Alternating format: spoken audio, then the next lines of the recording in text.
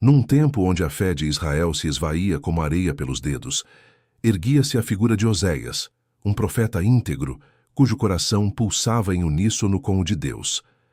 Ele vivia num cenário de profunda decadência espiritual, onde o povo de Israel, outrora a nação escolhida, havia se desviado. A idolatria florescia em cada esquina e a infidelidade espiritual era uma chaga aberta, corroendo a aliança sagrada que Deus havia estabelecido com seu povo. Os altares pagãos fumegavam com sacrifícios a deuses estrangeiros, enquanto o verdadeiro Deus era esquecido, trocado por paixões e prazeres fugazes. Em meio a essa apostasia, uma voz ressoou nos ouvidos de Oséias, uma ordem divina que desafiaria toda a sua compreensão e rasgaria seu coração. Deus, em sua infinita sabedoria, instruiu o profeta a realizar um ato impensável, um casamento que seria a mais dolorosa e vívida representação do relacionamento entre ele e Israel. Vai, casa-te com uma mulher prostituta, disse a voz, porque a terra se prostituiu, apartando-se do Senhor.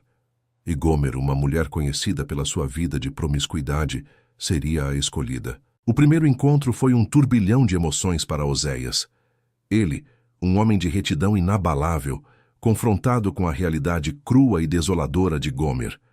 Seus olhos, acostumados a contemplar a santidade, agora se fixavam numa mulher cuja vida era o oposto de tudo o que ele prezava. Havia uma atração inegável, talvez a curiosidade do que o destino lhe reservava, mas também uma hesitação profunda, um questionamento silencioso sobre a dor que aquela união certamente traria. Contudo, a obediência a Deus falava mais alto que o medo ou o preconceito, e Oséias aceitou seu destino. O casamento se concretizou. Em meio a olhares curiosos e sussurros de desaprovação, Oséias e Gomer uniram-se. A princípio, uma aparente felicidade familiar brotou. Filhos nasceram dessa união incomum, cada um com nomes que carregavam o peso da mensagem divina: Jezreel, Lo-ruama e Lo-ami. A casa de Oséias, por um breve período, testemunhou a alegria da paternidade, a esperança de uma nova vida, a ilusão de um amor que poderia florescer mesmo em terreno árido. Mas a natureza de Gomer, a representação da infidelidade de Israel, não tardou a se manifestar. Como uma sombra que se alonga ao entardecer, a primeira traição se abateu sobre o lar de Oséias. Impulsionada por seus antigos hábitos, ou talvez pela incapacidade de lidar com a pureza que Oséias representava, Gomer retornou à prostituição. Ela abandonou o marido, os filhos, o lar que Oséias havia construído para eles, trocando a segurança e o amor por uma vida de dissolução e prazeres efêmeros. A dor de Oséias foi excruciante. Não era apenas a humilhação pública que o afligia, a vergonha de ter sido trocado e abandonado por sua esposa. Era a profunda tristeza de um coração partido, a desilusão de ver seu amor e sua dedicação pisoteados. Cada risada pelas ruas, cada olhar de pena, era uma facada em sua alma. Ele havia obedecido a Deus, havia se entregado a essa missão, e agora sentia o peso esmagador da rejeição e da traição. Seus filhos, pequenos e inocentes, sentiam a ausência da mãe, e o lar, antes cheio de promessas, agora ecoava com o vazio. Mas, em meio a essa agonia pessoal, a voz de Deus novamente se fez presente, e dessa vez a mensagem era clara e avassaladora. A dor de Oséias era um espelho, um reflexo da dor do próprio Deus. A infidelidade de Gomer era a infidelidade de Israel. O abandono de Oséias era o abandono de Deus por seu povo. A prostituição de Gomer era a idolatria de Israel. Oséias vivia em sua própria carne a tragédia que Deus sentia diariamente por sua nação amada. Antes de continuarmos, inscreva-se no canal e diga-nos nos comentários de onde você está assistindo. A voz divina ressoou novamente nos ouvidos de Oséias, não como um lamento, mas como um mandamento. Vai outra vez, ama uma mulher amada de seu amigo, contudo adúltera, como o Senhor ama os filhos de Israel, embora eles se voltem para outros deuses e amem bolos de passas. A ordem era clara. Deus pedia a Oséias que buscasse Gomer novamente, aquela que o havia traído e humilhado, mesmo após a dor lancinante da primeira partida. O profeta, ainda cambaleante pela ferida aberta, sentiu o peso daquela instrução, uma demanda que parecia desafiar a lógica humana e a dignidade pessoal. Contudo, a obediência de Oséias a Deus era inabalável.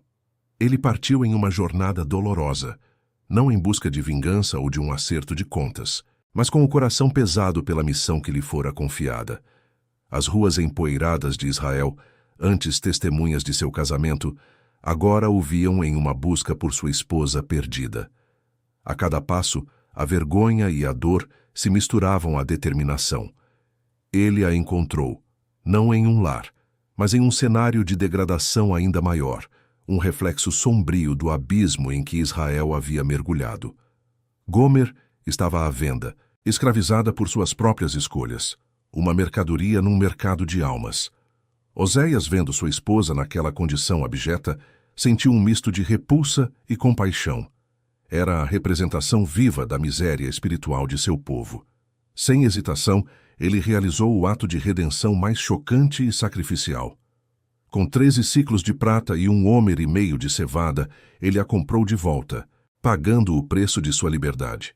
Não era um resgate de honra, mas um ato de amor incondicional, um espelho do amor de Deus que paga o preço pela libertação de Israel, mesmo quando este não o merece. O retorno ao lar foi silencioso, carregado de um peso invisível.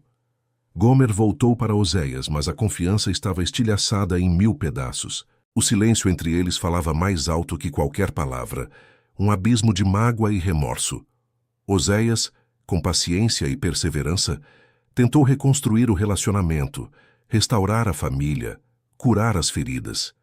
Ele a instruiu a permanecer em casa, a não se prostituir novamente, a viver uma vida de decência. Era um período de purificação, de espera, de esperança frágil. Mas a luta interna de Gomer era feroz. Ela se debatia entre a nova vida de recato que Oséias lhe oferecia e os velhos hábitos que a assombravam. A liberdade recém-adquirida parecia sufocá-la, a decência parecia uma prisão. O chamado das ruas, dos prazeres efêmeros, era um canto de sereia que zumbia em seus ouvidos, uma tentação constante que minava sua frágil resolução. E assim, a tragédia se repetiu. Gomer, incapaz de resistir aos seus próprios demônios, abandonou Oséias novamente. Ela retornou à sua vida de promiscuidade, mergulhando ainda mais fundo no abismo do qual Oséias a havia resgatado. A segunda traição, se possível, doeu mais do que a primeira. A ferida, que mal começava a cicatrizar, foi rasgada novamente, mais profunda, mais cruel. A dor intensificada de Oséias era indescritível. A repetição da traição aprofundou a ferida em sua alma, mas de alguma forma inexplicável, ele ainda a amava. Seu coração sangrava, mas ele compreendia agora, com uma clareza dolorosa, o paralelo com Israel. A constante infidelidade do povo de Deus, apesar de suas misericórdias infinitas, de seus resgates repetidos, de seu amor inabalável. Oséias era a personificação da paciência divina, da dor divina, de um amor que se recusava a desistir, mesmo diante da mais cruel e repetida rejeição. O desespero de Oséias ecoava o desespero de Deus, vendo seu povo amado se afastar continuamente, preferindo a escravidão do pecado à liberdade de sua presença. A história de Oséias e Gomer era, de fato, a história de Deus e Israel, escrita com lágrimas e sangue. Apesar da dor excruciante e da humilhação pública que Gomer infligia repetidamente, a voz divina ressoou uma terceira vez no coração de Oséias, não mais como um mandamento, mas como uma revelação profunda do amor incondicional de Deus. Vai, ama-a de novo, sussurrou o Eterno, porque assim como eu amo Israel, apesar de suas idolatrias, tu deves amar Gomer. A incompreensão assaltou Oséias. Como poderia amar novamente alguém que o havia traído de forma tão cruel e repetida? Sua fé foi testada ao limite, sua lógica humana se curvava diante da aparente irracionalidade de Deus. Ele questionava o propósito de tanto sofrimento, de tanta entrega sem retorno. No entanto, A magnitude do amor de Deus por seu povo infiel, refletida em sua própria experiência com Gomer, tornou-se a bússola que o guiava.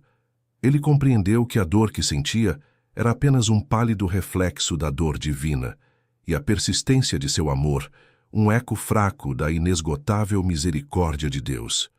Com o coração pesado, mas impulsionado por uma fé que transcendia a razão, Oséias embarcou em sua busca final por Gomer.